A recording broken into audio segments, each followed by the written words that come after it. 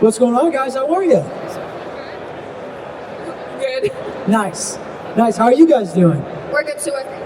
Yeah, you think? Yeah, very good, thank you. Nice.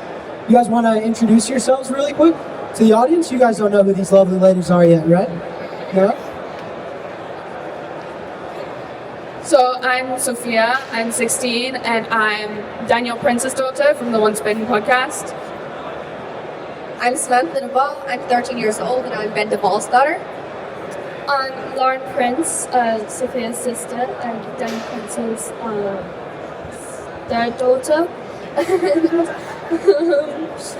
co-host of the Once Bitten podcast.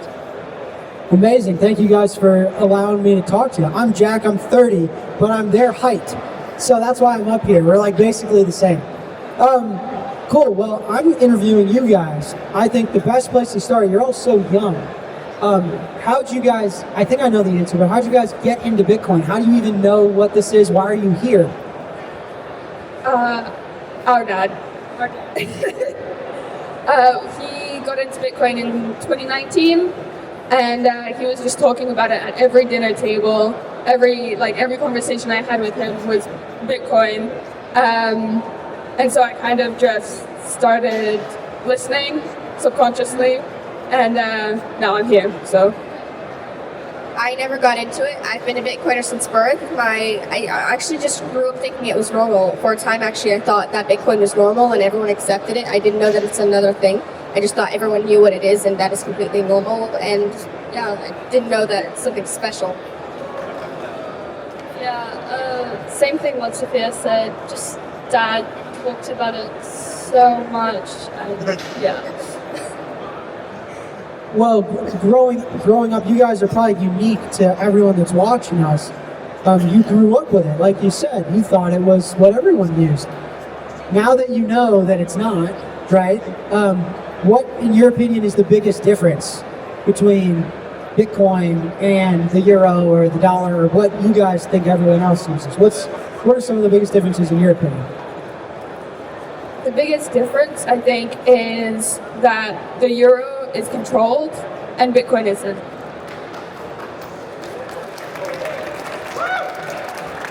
I think the biggest difference is that Euro and all the other fiat isn't free for everyone, but Bitcoin is, and that's what I think is so amazing about Bitcoin. You guys just took all the things I wanted to say. Not fair. The biggest difference is that I was gonna say people can use it freely whenever they want, and like the banks don't have to tell you, oh no, you can't withdraw that much. You only can withdraw that amount, and they can't. Yeah, so that's it. Yeah, well, you keep the mic because we can't keep having you go last. That's not fair. What do you think, you guys, so you all are growing up in school, young, and you guys are the future. I think that's why I'm interviewing you, is because you're the future of the world and therefore the future of Bitcoin.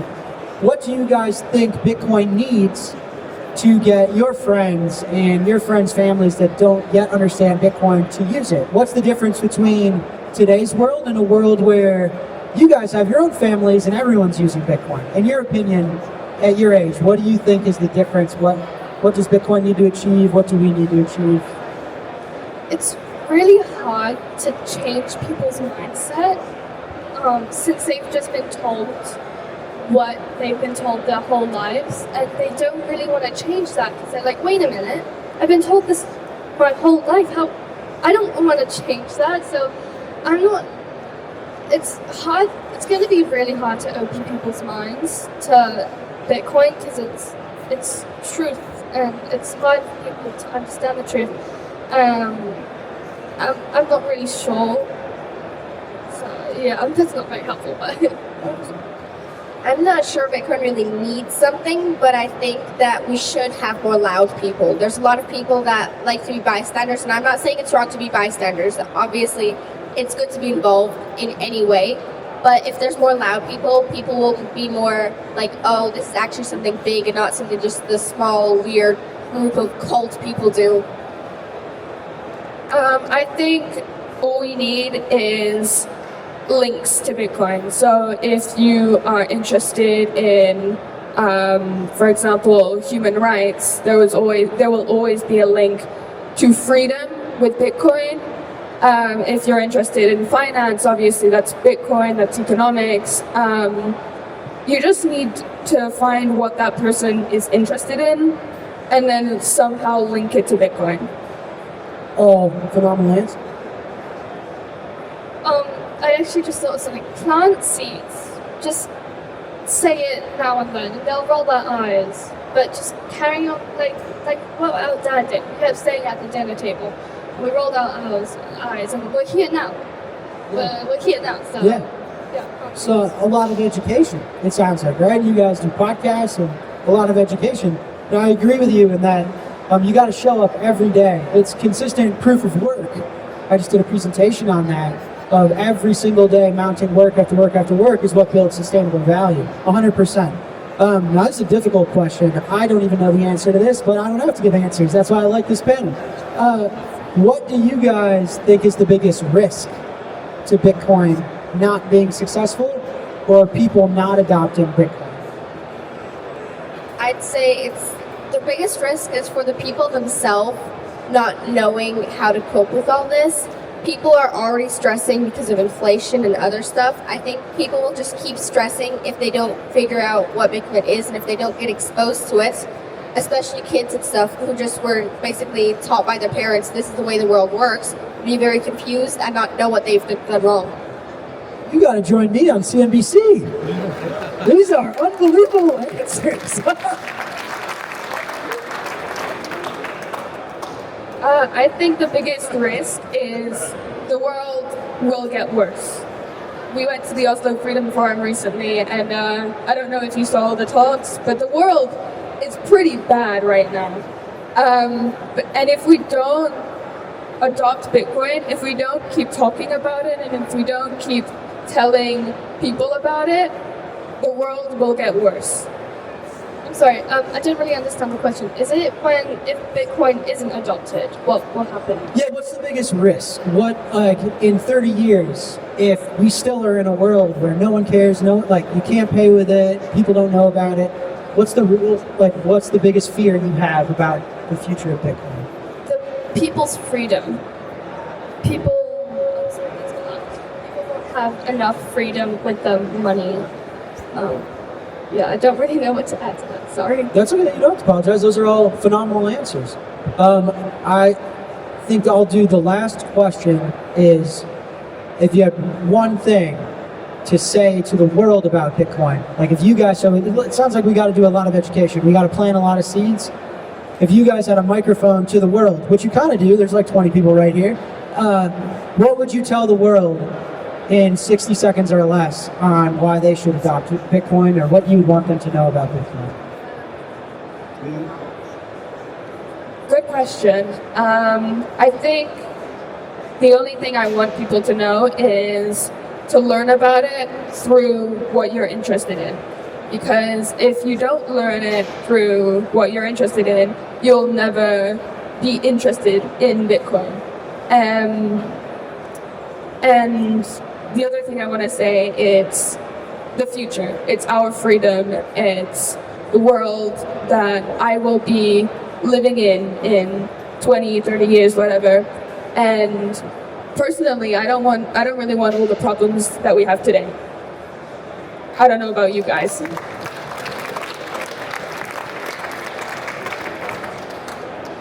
So personally, stay strong. Don't give up. If you want to make the world a better place, you have to stand your ground. And for example, do what me and my dad do. We sometimes walk into a shop, directly ask, do you accept Bitcoin? And if they say no, we decide, all right, we're not getting ice cream today. Just walk out. That's awesome. That's amazing. Always have an open mind when learning about Bitcoin or learning about anything. Always have an open mind. Find the things that annoy you or make you mad and try and learn about it and have an open mind about it so that you can understand more about it. Unbelievable. You guys are more impressive than a lot of the adults I have meetings with running a company. The significance of this panel and stage, I believe, is that you guys, again, are the future of humanity, like literally. And so I think if there's anything I can do to support your generation, you let me know. And I'm just kind of honored to be sitting with some young adults and kids that understand Bitcoin sometimes better than I do, which is nuts. What a world, what a world. So humbled by this. You guys are incredibly smart. You got to get on TV somehow. Unreal, unreal. But thank you guys. Give it up, huh? How about it? I don't have kids yet. If I were to have kids, I hope that my kids are as invested in understanding of Bitcoin. So congratulations, sir. Proud father moment for sure. Okay, awesome. Thank you guys. I don't know what to do from here. Yeah, we will be still staying on, so please don't go anywhere. I know that I'm no Jack Balance, but there is Q&A session. So right now we have 3 kids on the stage. Feel free to scan the QR code, ask them anything, right? Right now we have about 20 minutes for all of this. Feel free, use this time. You have amazing kids here. Go on. Awesome. So nice to meet you. Yeah, you can go.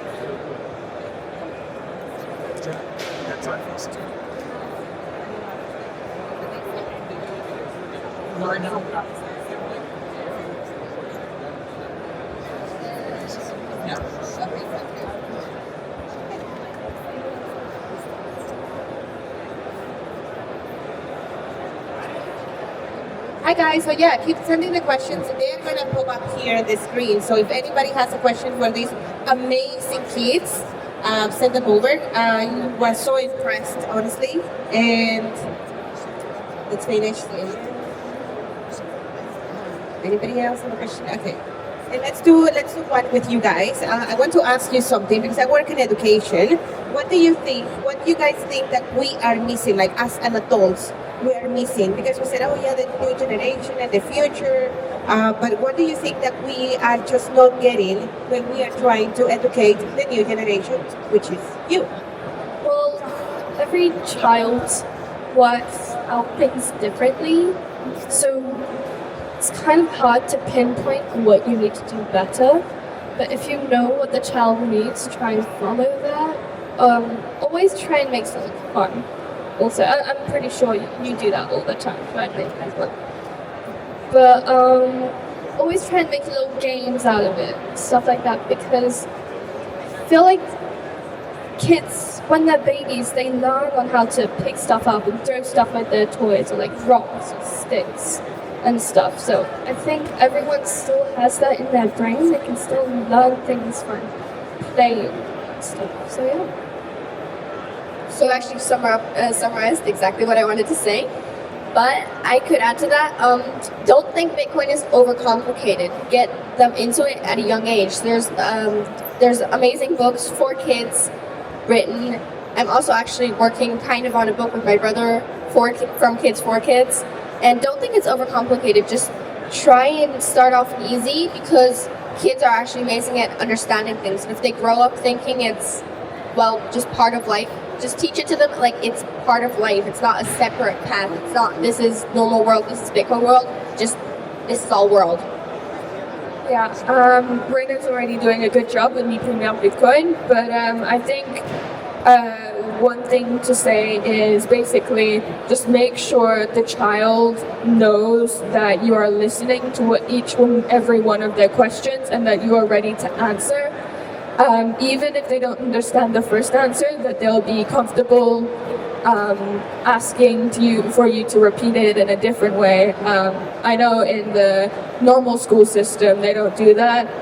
In France, I know that when I was in public school, I was scared to raise my hand. Is it better now? Okay, yeah, I was scared to raise my hand in public school. So I think if you make the environment comfortable enough that they are not scared to do that, whenever they need it, is the perfect way to keep them learning, keep them engaged, and keep them interested. Thank you. So games, don't make it overcomplicated, and then listen. Okay, so we have some questions. The first one is, will you come to Ploshingen Bitcoin Hotel in 2 weeks? I don't know who asked that question, but you guys coming? I've already been. I was there in January and October, I believe. I was there for the women's event. I was speaking on stage there. But we're not coming in 2 weeks. Yeah, I've already been too. It's a lovely hotel, by the way. But yeah, we're going to be busy doing other things, sadly. But I haven't been there yet, and unfortunately, since I still go to a public school, it's very hard for me to actually go anywhere. Like right now, I'm currently sick off of school, so to be here. But I try to go as much as possible, so I think I'll go there in the future, but not in 2 weeks. So the next question would be, should Bitcoin be a part of every child's education? My honest opinion, yes. Simple answer. yeah, same simple answer. It should be. It's very important that your children know what money in Bitcoin is. Maybe when they're a teensy bit older, because when they're a baby, they're like, they're just playing. But even from a young age, just planting that seed of Bitcoin in their head. Honestly, there was a child yesterday, I pointed at a Bitcoin me and she was like, that's Bitcoin! It was so cute. But I think teaching them from a young age what money actually is and what we can achieve with it, schools don't teach you that. I'm 17 and I still don't know how to do my taxes, They don't teach you that anywhere. And I think if we educate the kids from a young age, it'll be so much easier for the world. The next question is, how do you see the world looking in like 30 years from now? If Bitcoin will be massively adopted, what do you think it will change? Good or bad if Bitcoin is massively adopted? I think the change will be for the better. The whole reason there are so many wars going on right now, for example, is because the government makes money for that. They make money, I don't know how, but they are financially supporting the wars. And if we don't have that, who's going to fund the wars, right? No one in the general public wants war. Most people want peace. So I believe that there will be less wars, more peace, and hopefully just an overall better world. I think it'll change for the better, and hopefully it will be massively adopted.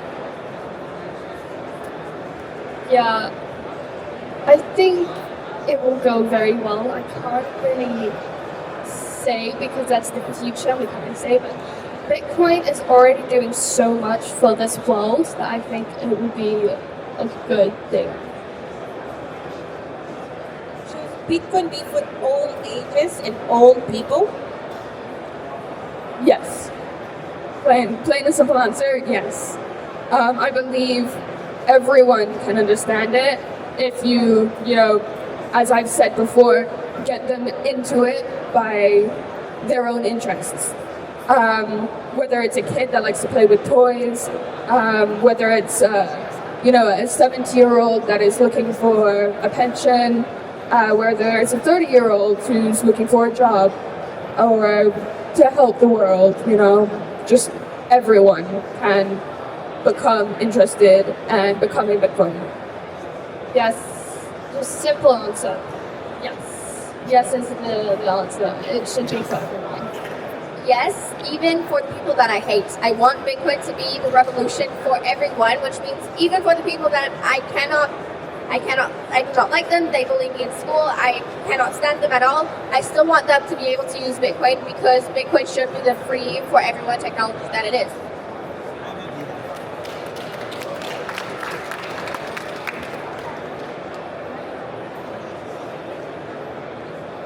How did Bitcoin influence your life so far as a child and as a family? So for me, it hasn't really influenced me too much, I believe. I'm still a pretty normal kid. I'm homeschooled, but I consider myself a normal kid. The only way it really has influenced me is I have a bit more independence when I come to these conferences. As a younger teen, I haven't got like a credit card or a bank account yet, so I don't have the financial. Like I have all these things that I might want to buy, but I don't have the financial means. So Bitcoin fixes that, and I don't have to take my money from my parents. I can just use my own. I'd say to that, for me, Bitcoin is a normal thing. It shouldn't be viewed as a not normal thing. So I don't think it's changed much. I just think that personally, I like to see myself as a more open-minded person than most people in my class because I've been to a bunch of Bitcoin conferences and I've been exposed to actually critically thinking instead of just the classroom, read out of the books stuff. Another thing I would like to say is I've noticed in this community, you're a lot more open-minded and peaceful. If you have an opinion and you voice it to someone in, a normie, for example, they have a different opinion, you're attacking them, right? And I don't believe that. I haven't had that in these conferences. I go to these conferences, I have conversations with these people, and yeah, all of them have different opinions, but no one is like at each other's throats. No one is literally killing each other. So it hasn't really impacted me so much. I still roll my eyes at the dinner table when my dad talks about it. Yeah, it hasn't really it's impacted me on traveling a lot more, coming to these conferences. Otherwise, it's just the same, really.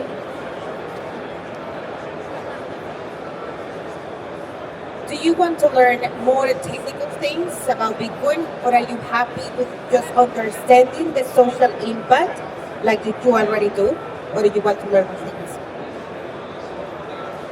I'm gonna be honest, I am very much not a mathematical and technical person. All of that is way out of my range. It flies all over, way over my head. So I don't think I will ever be interested in that.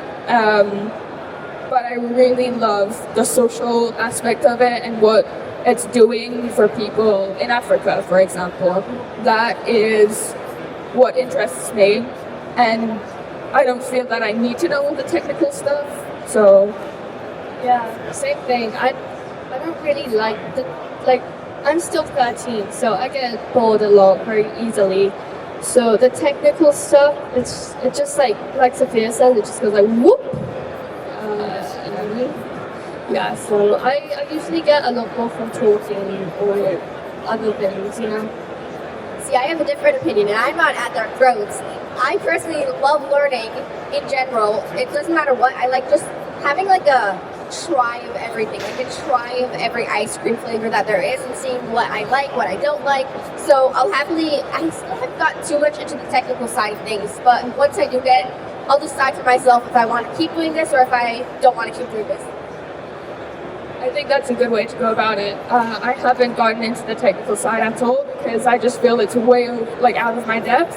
But if I have a conversation about it with one of you guys in the crowd who are very techie and who can explain it really basically, then maybe I'll get deeper into it. But not for now. Do you talk about Bitcoin with your friends? If yes, what is working and what is not working? I do sometimes, but she's like I spoke to like I said, I plant seeds. I just say, oh, I given up now sometimes because she's just okay, yeah, she brushes it off and then say, okay, she knows what I'm talking about. She knows it might be true, but she doesn't want to be in the truth. She wants to stay in her bubble because she's just growing up like it. But I was talking to a guy friend, and I was saying, I told him about how my dad is a Bitcoin podcaster, and then I don't know, maybe a couple months later, he was like, oh yeah, so Warren, what's this Bitcoin thing? What is it about? I'm just like, oh, okay, where do I start? So I don't talk too much about it with my friends because, I mention it every now and then and they're just like, okay, yeah, whatever. But I have a couple friends who are like, oh, okay, I'll happily have a conversation about it. And actually, the other day, I kind of orange-pilled my friend. I was talking about the Oslo Freedom Forum with her, and I sent her the stream, and once she's watching it, we talked about it, and I was like, okay, now what would you think if I told you Bitcoin fixes most of this? And she was like, interesting. I'm open to learning about that, and so I showed her my dad's podcast, and she's been listening, and she finds it really interesting. So maybe I've got a new Bitcoiner now. Again, different for all people. All kids are different, so for some people it's working, for some people it isn't working. I usually just try to find exactly what piques their interest. Like, for example, oh, you like learning in like the game style. Why not like have Wiser? That's a cool learning tool that you can have. And then tell them to download it, and they're like, oh yeah, this is working, this is interesting, and it's different for every friend, honestly. So I can't give a direct answer. How do you think a Bitcoin revolution will look like?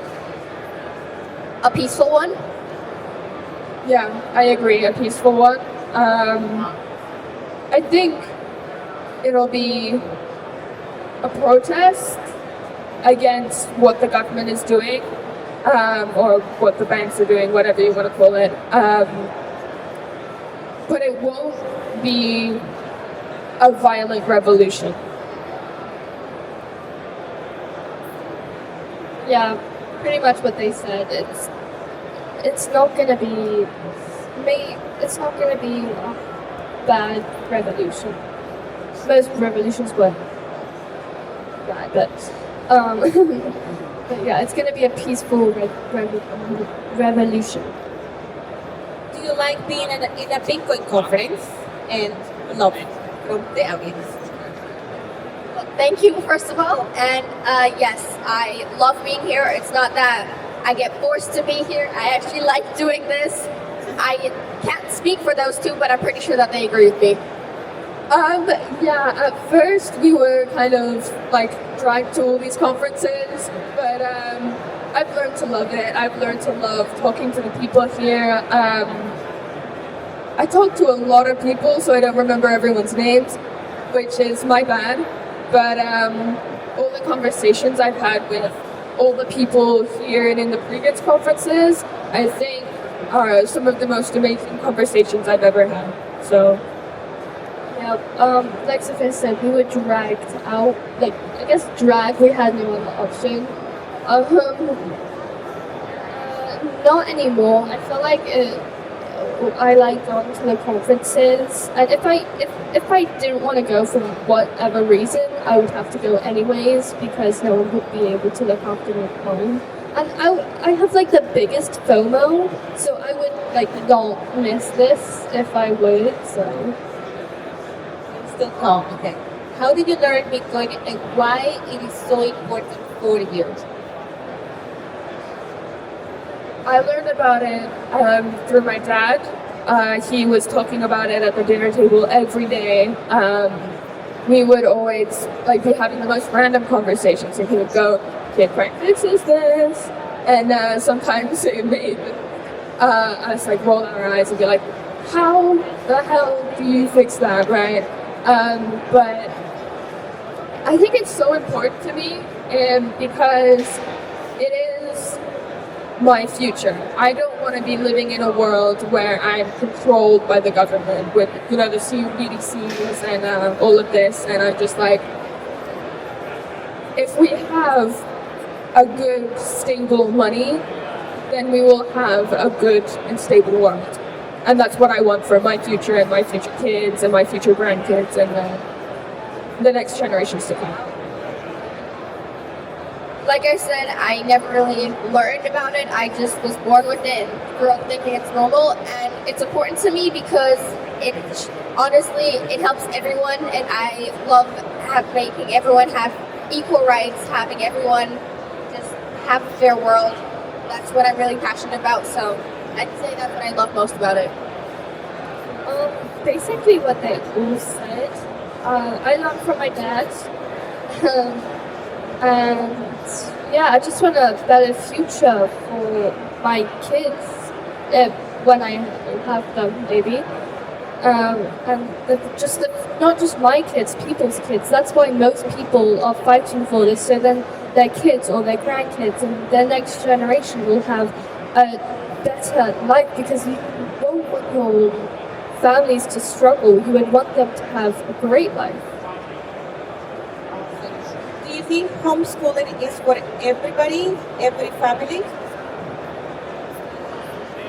Honestly, I would say no. There are people that do super well in the system, that are able to play the game, that are able to flourish in that system. But then there are also people like me and Lauren that learn differently to the system, to that one mindset. So just figure out how your kid learns, where they flourish, and what subjects they flourish in, and give them the choice. If they want to be homeschooled, homeschool them. If they want to go to school, let them go to school. I completely agree with what Sophia said, and I'd like to add to that not all parents are also made for homeschooling. It's not just the kids that maybe don't want it, but it's also sometimes the parents that don't have time, or they're more indoctrination parents, and kids are still humans. We're still our own self, and we should have a right in what we want to do. And if we think our parent is not the best idea, this is not going to be a good homeschooling, I'm just going to end up not learning about the real world but more my parents' opinions, then yeah, maybe school is a better option. Yeah, homeschooling is definitely not for everyone. The schooling idea is not a bad idea, it's just how they do it. The schooling idea is for children to have fun, to learn, and the teachers to teach them what they were passionate about. But that's not the schooling system at all. That's the sad thing. And the last question, we're going to wrap up, is how did you convince your parents to homeschool you if you are homeschooled? So I am homeschooled until next year. I'll be going to school, but we didn't really need to convince them. It was more of so in COVID times, we were still in school, in public school, and we came home and they were seeing about how bad the system was, and I think they just instinctively knew that we weren't learning anything and that we would do better learning long distance or homeschooled or via the internet than we would in-person school. So we didn't really need to convince them. They kind of just knew. I'm not homeschooling yet, but I will be homeschooling. And I'd say more or less it was more my dad's idea, because I've been wanting to go to these conferences with him. The first conference I ever went to, like I said, I wasn't dragged to it. It was actually my idea. I said, hey Dad, can I not tag along with you? And then I ended up being on stage. And then I ended up being on stage again and again. And this is kind of my thing now as well. So I guess I've been adopted into this community. So I love it here. And I just basically asked my dad as well, like, can we please go to more conferences? So he suggested, why not homeschooling? It's better, it's easier, it's not a pain to have to convince the German schools in Germany homeschooling is illegal, to have to say, hey, can we please go to this conference, because they keep declining us.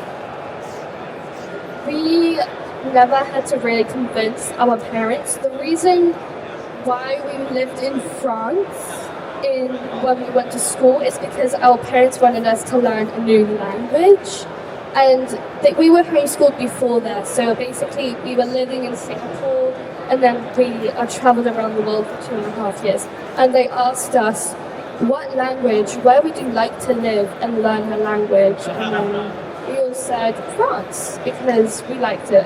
And after COVID hit, we had work from school. They sent us to work, and my mom was trying to help us do it. She's like, I can't do this.